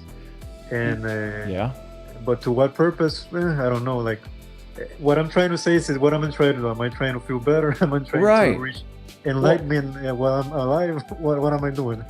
Well, what you're doing is the path, and what you're looking for is to be able to be in the world without too much reactivity, right? So that things can happen and you can respond to those things without having emotional turmoil so much. And there are some things that are probably always going to give us emotional turmoil. Someone dies in the family. There's going to be things that even the most advanced master is going to suffer through those things. Pain, physical pain. You know, there's going to be things that you're in a human body, but you want to eventually reduce the amount of reactivity and judgment and projection. And so projection is where you are finding a problem in someone else or something else, but let's just say someone else in the world that isn't really fully their problem. It might be partially their problem. It might be partially something that they are doing, but it's a big part of what you perceive in them to be problematic is actually your own energy. It's your own issue. And you're putting it onto them. You're projecting it onto your movie. So you see the accountant and you see him in a certain way in your movie. And there is a real accountant out there in the world, but you have projected certain character traits onto him that may be present in him, but probably not to the degree that they're really there. You're putting a lot of your own stuff onto him. You're seeing him in a certain way, in a certain light. And then you go you don't interact with the accountant, you interact with this character that you have created in your internal movie. And so when we do that, we base then your behavior towards him triggers him, and then he does the same thing to you, and then he's interacting with a character, and both people are interacting with a movie character, not with the real energy, not with the real thing. You know, I like the way that you phrase it. I never thought of it that way, but... Well, because we have Vadim's book now, and we can use that analogy in our case. I've known when I started doing a couple of years ago, maybe from 2020, 2021, reading about meditation and different topics. Even I know I've read something of Eckhart Tolle and other authors that you mentioned. The easiest thing for me always was to react, and of course, and sometimes with justification. But even then, I'm like, man, even if it's not my fault, like this reaction is not conducive to an outcome that I want. Right. So the reaction is not conducive to the outcome that you want. That is one reason not to be reactive. But we don't want to just suppress the reactions and hold them down. What you want to do is you want to find the roots of the reaction. So then when you can trace down the roots of the reaction down into your psyche, into some what we call complex, into some kind of emotional wound, that's left over from childhood or Yes. or was given to you by your parents, because not everything Yes. that you have was yours. It's given to you by your parents. It's passed to Yes. you genetically. And so you want to trace that down and then start to pull up that emotional material that's still stuck in childhood, and You know, pull that I- material up, and then that starts to relieve the pressure of that, and that part of you starts to get into proper organization again, and then you don't have as much reactivity over time, and then you can go into the world without being so triggered and fearful that you're going to offend somebody, or that you might be offended or whatever, and you can just have No, a much and- more peaceful existence.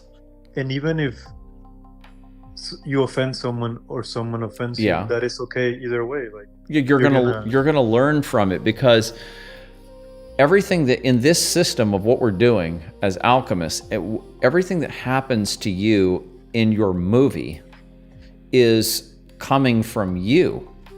It's part of you, because You know it's what your movie.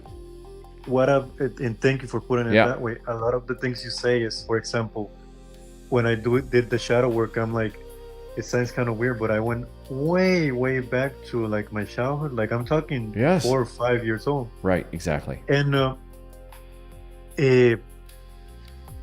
for example, I thought I was gonna no, it is because this happened to me, and excuses. Mhm. And some were actually like, some are justifiable for myself and Yeah. everyone else, but I'm like, no, man, if this happened to someone else, that person would have been upset, but they wouldn't have reacted that way. And in a way, personally, the reason I got into this kind of work was because the childhood was extremely violent and turmoil, and it is what it is. And but thank God that in a way I found it, because I'm like, damn, how can I never thought about the fact that things that happened a long time ago that I even have forgotten or repressed, because my memory is not that good, or my brain did it by itself because it's painful. Exactly, because it's painful. It repressed affects it. me Yes. even now that I'm like a grown man. Yes. Eh, Yeah. and the thing is this, I'm like, all right, what happened. It's okay. Now I remember that's the time, along like a couple of years ago, that's the time that I started to like get into this. I'm like, all right, what happened, it's okay. Yes. But no one's gonna help me. I have to help myself. And Well- I'll give you an example, because even if I go and get like a book, a mentor, a therapist, who has to put in the work? Myself. Yes, you do. And Yes. I remember, like if it was yesterday, the time that I got really into it, that I kind of panicked a little bit. I was with a doctor who did something. I don't know how you say it in English, but the abbreviation is called EMDR. Oh yeah. I don't know what the abbreviations are in Spanish. Eye movement desensitization response, or I don't know what it is, but something. Yeah, And- eye movement for work. And Yeah. that woman was very professional and wise. She's like, I'm gonna give you some tools Uh-huh. so that you do some exercises, Yeah. but don't overdo it. Right. And I felt something happen in one of her sessions. I overdid it, of course. Yeah. So- Okay. Out of nowhere, like I had like I think I had a panic attack. That's the way I would Oh put it. yeah. But I call her, and I call her like, doctor, and I remember like yesterday, I'm sorry that I'm calling you in a time that is not a meeting, but I need your help. And I never ask for help. Right. I always try to do everything by myself. Right. Yeah. But I think I'm having a panic attack. These are the symptoms. Yeah. And she was like, but how are you so calm? I'm like, I'm not calm. I'm having a panic attack. But if I don't explain to you calmly, I Wow. think I might lose my shit. So I explained to her the symptoms, and I'm like, are you okay? No, I'm having it, and it's okay. But I'm glad that I'm having it, because I'm feeling it. And then I started laughing, like, because what happened in my head, right, is that I had all of those things inside of me for a long time, and I never realized it. Right. And in a way, I was very glad I had it, not because I don't wish that upon anyone. Well, that's But I realized, yeah. no. No. This is something that I have to. Yes. And the thing is, why did that happen? Because I try to help myself a little bit too much. I overdid the exercises. You might have, but you can handle that. I mean, when you're doing this work, you're gonna learn. You know you have to have these kinds of experiences. You survived it, and it's so that EMDR work. That's good work, and yes, that will trigger old memories that were repressed and bring them up, so that your psyche, your conscious ego can start to deal with them. And then you have to then integrate them after that. But the only thing that I'm like, I'm not complaining or anything, but I've noticed that after doing a lot of the work, I kind of found like I became like, I don't know even know if it's a bad thing by itself, but like I procrastinate. For example, because of the work? No, not because of the work. But I feel that not because of the work, because I feel like, damn, what I'm doing right now is not that I hate it, not by a long shot, but it's not that fulfilling. And I'm like, I'm kind of like in between, like working and then like going on the other side and reading about, for example, like reading about shadow work isn't gonna put food on my table, or you know what I mean? I'm glad you called me, because this is good stuff. This is very important. No, I'm being honest. No, I know. I want that. It's great. It's great. This is very important. The work. This is, the term delayed gratification. You do something now for a benefit later. This kind of work is extreme delayed gratification work. You're doing work that often you don't get instant results. You may not even get results. You pretty much have to stay on this for years, and then you slowly start to get results. A year will pass, you'll realize you have results. Another year will pass, you realize more results. 5 years will pass and you'll go, wow, yes, results. 10 years, you'll actually really realize that you matured, you grew up a lot in that 10 years. And that if you hadn't done the work, you would not have grown up that much. So you do notice it. It is healing you. It is maturing you, but it's not doing it on a day-to-day basis. And so this is a certain kind of sacrifice. And there's a certain kind of faith that you have. I mean, Christians walk around,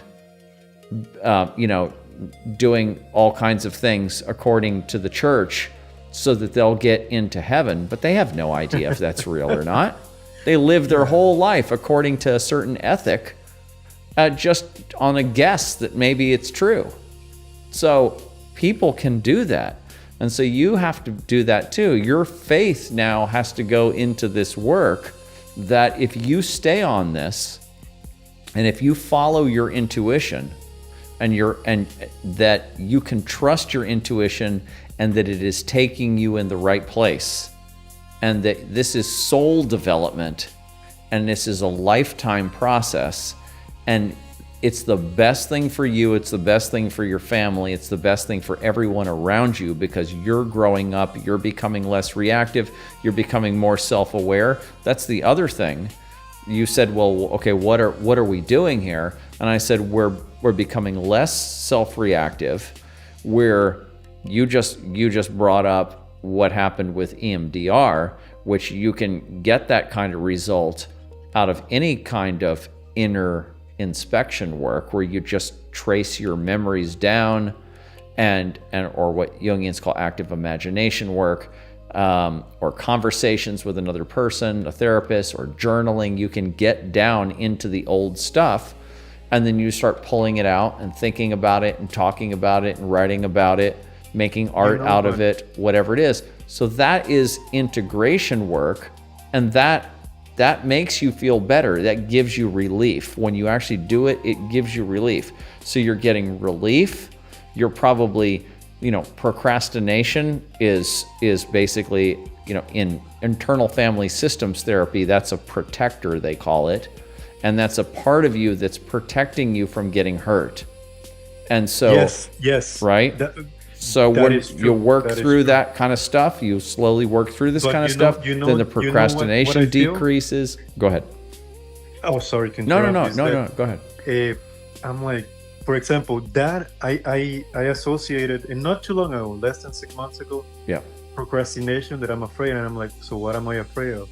I was thinking right now, what I do a lot, it's kind of weird, is that I kind of try to have a conversation with myself, and the way I do it is that not always with my eyes closed, but I imagine myself as a kid or Yes. an older person, and I talk to myself to have like guidance, and I'm like, fuck, what are you afraid of?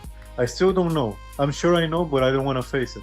That's what I don't know if it makes sense to you, but Of course I it have the does, conversation. Yeah. And Yeah.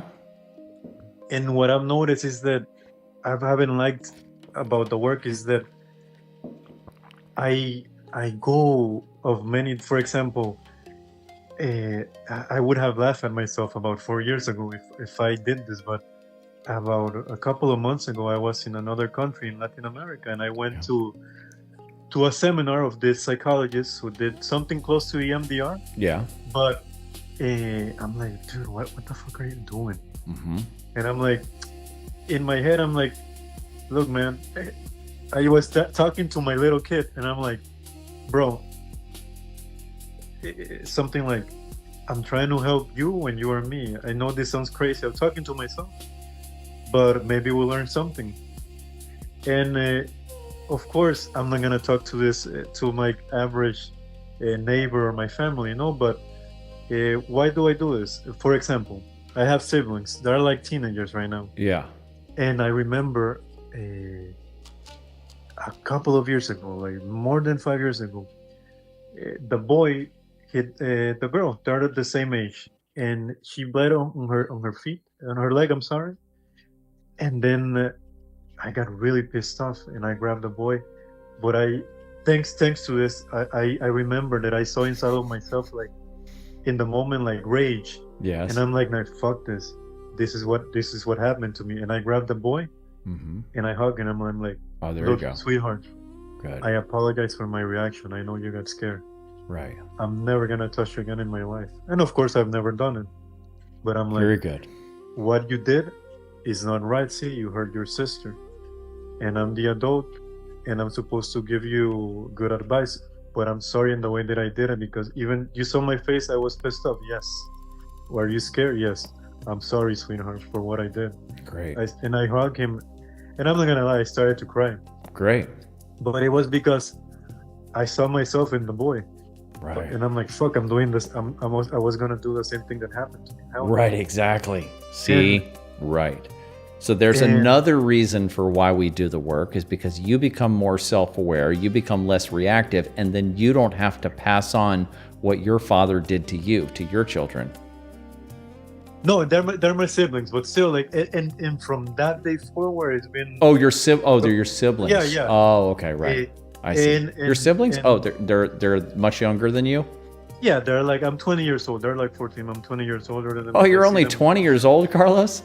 No, I'm 20 years older than them. Oh, They're you're 14, 20 years 30. older than. Okay, yeah. Yeah. I was gonna say, And- you're very wise for a 20-year-old. No, I'm 34, but Okay. and now almost every day, I'm not lying to you, and I'm like, and they think I do it for them, but I actually do it for me. I'm like, every day I call them, who are the most beautiful beings in creation, who's the most smart girl, they're triplets for the girls who are the smartest girls, who's the strongest boy. Everything that I wanted, I do it with them. So, and they think, oh, my brother is so cool. No.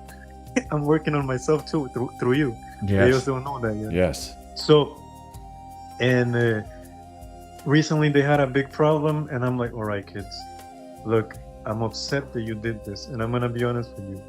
If it was a couple of years ago, I would have told you something else. Right. And they just started laughing, but come on, you're kids. But just do me a favor, be more conscious of your actions. And I'm not telling you that because of what I said, but in my head, after I talked to them, I gave them like an hour talk. I'm like, damn, I wasted an hour of saying something that I could have said in 5 minutes, however. if I did what my first instinct was, what could happen to them is that what could happen to me, and I don't want them to waste their time looking for EMDI psychologists around the world and reading books. Fuck them, let them be happy and play video games and do what 14-year-olds have to do. Right. Well, right. Yeah. Well, so you're explaining all the benefits of doing this kind of work, and the very fact that you're 34 and that you're on this path. A lot of people would come to this later, or they would be, there would be something pretty severe that would bring them onto this path. And so you're on this path. I mean, that's actually when I really got into it, is when I was 35. I was already reading spiritual books and all of that, but I was already self-aware, and I was already kind of working on myself to some degree, but not taking it that seriously because I was in music world, being a musician and all of that. So, and then I had a big crash in life, and I had to start reading, Jungian books and other self-help books. And then I just went on it very, very seriously because I realized, man, I got all kinds of issues. And thankfully I was self-aware enough to see all the different ways in which I was, just being socially or antisocial or just out, not having a whole lot of control over my reactivity, like you're saying. And I just recognized I had a big relationship breakup that I realized was partially my fault, and I needed to understand how that could have happened. And so I just got on it, and I just started getting on the work, and then I did all kinds of other stuff at the same time. But so for about 7 or 8 years, I think I was just very much doing this on my own. And then Melissa came into my life, and then I had 12 years with her. And she was very serious too. And so it made it even more powerful to have another person that was doing this with you. So yeah, but it's like you're doing great. You're on the path. You're becoming more self-aware. The EMDR is good. You can look into internal family systems is another thing that I'd recommend to you. IFS, internal family systems. It's almost like it's a way of visualizing the parts of yourself that got wounded.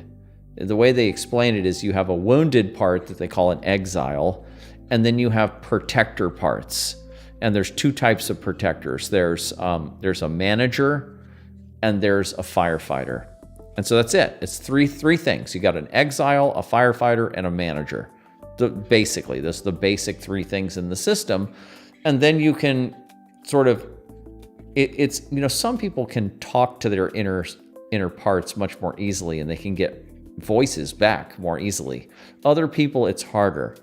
But still, you go into this and you start to get a feeling for the different kinds of parts that are in there that are the reactive parts, like the part of you that gets mad really easily. That's a protector firefighter. And then you've got the manager part that tries to steer you away from situations that will trigger you. And then behind both of those parts is an exile. It's a wounded child part. And then you can start getting access to it, and you can start getting permission to talk to it, and you can start dialoguing with it. And it's usually done with another person, with a therapist, but you can do it on your own also. And it's just a very simple way of looking at the different parts that are in our psyche that are making us reactive or are pushing us in directions that are not that healthy for us. These parts are behind addictions and all kinds of procrastination and all kinds of different negative behaviors. No, and I am familiar superficially with the system, of course. So that's useful. But what I've noticed is that,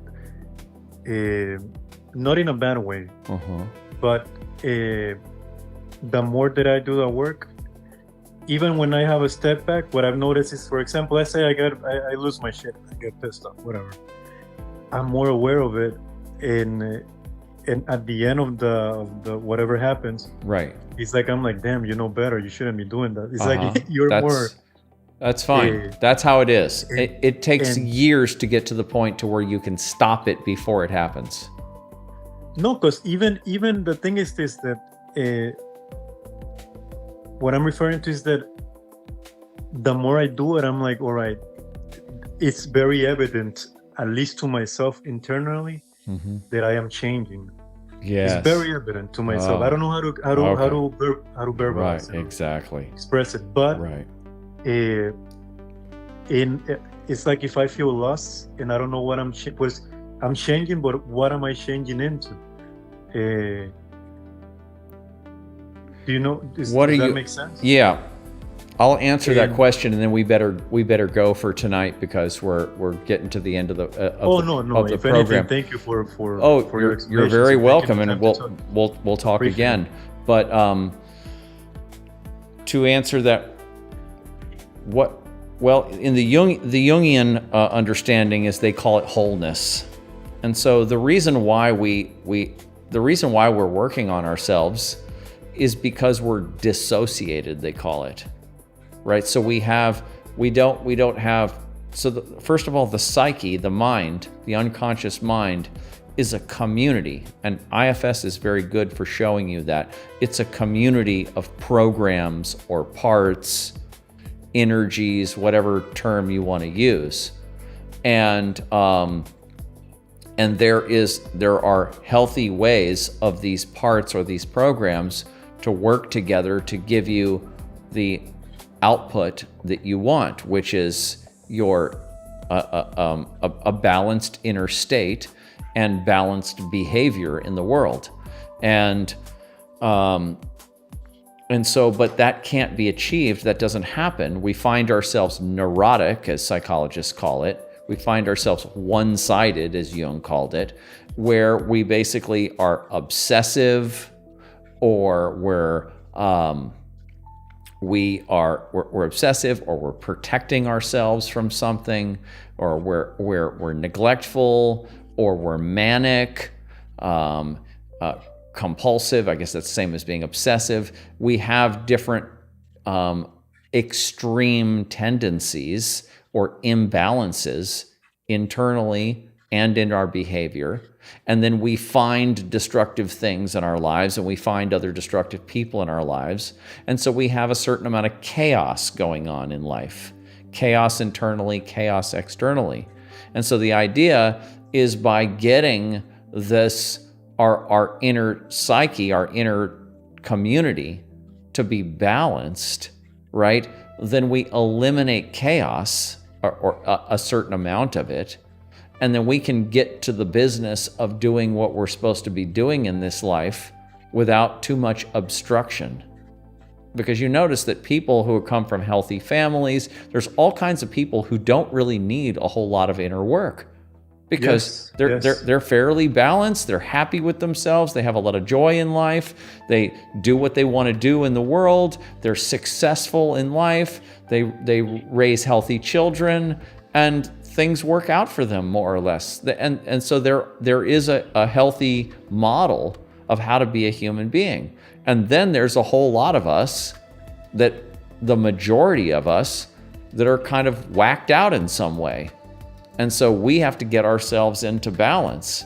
So even though, what I would say is that depending on how much work you have to do, depending on how traumatized you are, if you're always going to be dealing with a certain amount of neurosis. You're always going to be dealing with a certain amount of chaos, internally or externally. And there's only so much healing that you can do in one lifetime. All you have to do is do enough healing so that you can do what you're supposed to do in this lifetime. That's what the Jungians call the daimon. It's your vocation, it's your calling. It's what you're here, D-A-I-M-O-N. It's what. Oh, all right. I thought diamond like the rocks. Yeah, well, it comes from the same root. And so, does it? No. Daimon, maybe actually. Daimon means voice. I think in Greek or something. And so it's your inner voice, and it's your soul code. It's what you're here to do. It's what's calling you. It's that thing that's calling you. It's speaking through your intuition, and it's guiding you in certain directions. That's what you're supposed to be doing in this life, is following your daimon and tuning into your daimon, learning to listen to your daimon, learning to trust your daimon, and doing what it wants you to do. And some people, it's different for everybody. And so the problem of being a neurotic, the problem of being wounded, is that it's difficult for your daimon may not be able to get its needs met. You may not be able to manifest your destiny, so to speak, because of all this internal chaos. On the other hand, some people who are internally chaotic can still manifest their daimon. They can still access their creative genius, but the rest of their life is a mess. It's a wreck. And so the inner work is about trying to calm things down inside and calm down that reactivity and bring things into balance so that they can have a fairly balanced life and follow their daimon. That's what we want to do. We want to have a fairly balanced life and be listening to and following our daimon. If you're doing that, everything's worth it. The suffering is worth it because you know what you're doing is the right thing. So that's the purpose of doing this work. And then to the degree that you can grow up or you can heal up and you can mature and become less reactive, and to the degree that you can touch your daimon and follow your daimon, now you're someone who can be an example for other people. Because most people, it takes them a long time to figure out what they're supposed to be doing in this life. And if you have actually figured out what you're supposed to be doing and you're on that path, then you're a good guidance counselor. You're a good mentor for other people who are searching, because you have that experience and you have that experience to go on. And if you've healed parts of yourself and you feel better about yourself and you're more balanced in certain ways, well, then other people can come to you and they can, you can help them. And the more you learn about all these practices and how how to work on yourself, then it's like right now we're having a conversation. We're having the kind of conversation that should be being had in every relationship and at every cafe in the world. This is what people should be talking about. They should be talking about understanding themselves better, working out their inner imbalances, techniques to do that kind of a thing, and sharing their experiences with each other and encouraging each other to keep doing the work. That's what we should be talking about. I mean, everything is valid. You can talk about rocket ships. Elon Musk can talk about rocket ships or whatever, but that's not the most important thing in the world. This is much more important than that.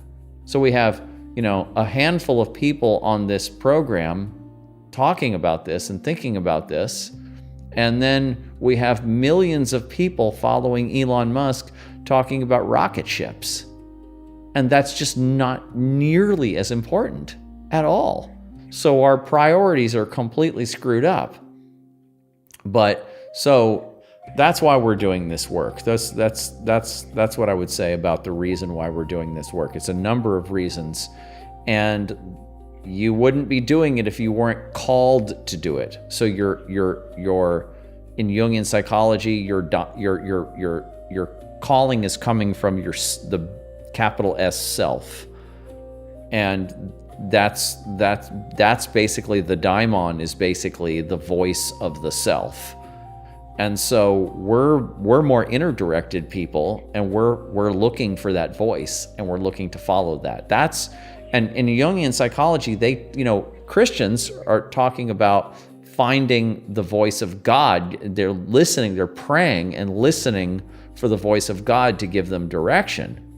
or to show them things that give them signs so they know where to go. We're doing the same thing, except we're pointing our antenna inside instead of outside. It's the same thing, but we're pointing it inside. And it's just it's a more personalized, more intimate, and I think, more mature, really. It's a more advanced way of doing it. But so that's what we're doing, Carlos. No, in what you're saying makes a lot of sense, because maybe it might seem that it doesn't apply to this, but before finding about many metaphysical works, psychology, because that's what, since I was a small child, what I really got into it like heavy 4 or 5 years ago. But I remember that I try to feel better through, let's say, working out, or getting a good career, making money, which I still think that those are not bad things, and people should not overlook them. No, that's true. Absolutely. One bit. But I always had this thing, and still have it to this day, that the deeper I dig, the dirtier I get. However, yes, I know that eventually, like, I'm gonna dig, and I'm gonna find like a diamond. So there's like a it's worth it. Actually, that's a good connection between the word diamond and daimon, right? Because you follow the voice, you follow your daimon, and you find the diamond, right? The Jungians call it the gold, but you could call it the diamond. Yes. No, but the I always have this. It's kind of a dumb idea, but I have this like visualization that I'm doing all of this, like reading and stretching and I laugh because years ago I would laugh at myself. Remember, my culture is different. I understand. It's a little more macho. And unnecessarily, but I really don't talk about this with anyone, to be frank. Right. And most of the things that I find to read are in English. There's beautiful things in Spanish, by the way. But for some reason, English has more material in general. And what I've noticed is that one day I'm gonna have like a big hole, and I'm like gonna touch like a diamond and be like, and it's gonna talk back to me like, "Damn, dude, why do you did all of this?" And I just look inside of you. So it's kind of dumb, I know. No, it's not. That fantasy. I think you should hold on to that. That's a good personal myth for yourself. It's an archetypal myth, and hold on to that, because that is what's going on. But you followed your intuition. You're calling into this show. These are all part of your path, part of following your daimon. And it doesn't, in the movies or in a fiction book, it's the quest for the Holy Grail. It's much more, or in the Bible, it's much more grandiose and fictionalized and mythological. But in real life, it's more subtle than that. This process of finding the diamond is much more subtle and takes longer. But you're on the path. So I think I'm gonna let me put the call out to anybody else that has been hanging out. We've been talking for a long time, but let me put the call out to anybody else that might want to call in or comment before we go, because I think we're about at the end of the show, and so people can comment if they want to. Carlos, I'm gonna hang up with you now, but thank you for calling, and we'll be talking in the future. And thank you for your time. I appreciate it. Yeah, and thank you for joining me, and thank you for being part of this community. And let's keep talking. Have a great night. I appreciate it. Okay, you too, brother. Thanks again. Okay, that was great. Thank you, Carlos, for calling in. That's excellent. And I hope other people who are listening to this now or later got something out of that. I think that was very beneficial. These kinds of calls, I think, are very, very good. And you, the listeners, you have to listen to somebody else's situation. But I think it's very good because you get to hear a lot of the things that you're also going through. And a lot of questions can get answered by us having these conversations. So, and I also like how these, when someone calls in, how it forces me to kind of bring everything down into actual practice and actual reality, and less about theory and more about, really doing the work and what we're talking about here. So that was very productive and very good. And those,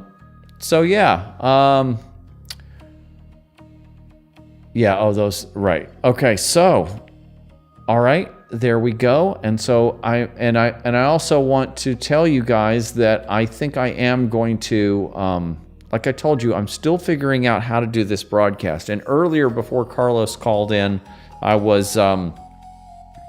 told you I was getting kind of patriarchal. And so I think that's always probably in my personality a little bit, but what I think I need to do now is I need to come to these shows with, like I was saying before, I need to jump right in and I need to start preparing these shows with an actual subject matter, one subject matter that we're really going to focus on. Then we can take calls and field comments and all of that and just really hone down on one subject. And I'll still do proselytizing and all of that, but really not as much, and just focus down on that subject. And then we can just generate this library of videos where we went into that. And of course I'll keep repeating them and everything over and over again. And we'll always take your calls and your comments and all of that. And I apologize to Sandra if she's still on there for yelling at her about abusing the chat or texting me. But I want her in the comments. I just want her to ask questions that I can answer. So there we are, everyone. And let me give you the websites: shadowtechalchemy.com, soluciopodcast.com, melissamarimovie.com. And if anybody wants to see the film about Melissa, just send me an email and I'll send you the link. And if you know anybody that could benefit from a show like this, feel free to turn them on to the websites or the YouTube channel. And I will see you all next Tuesday. Thank you so much for hanging out with me. Take care.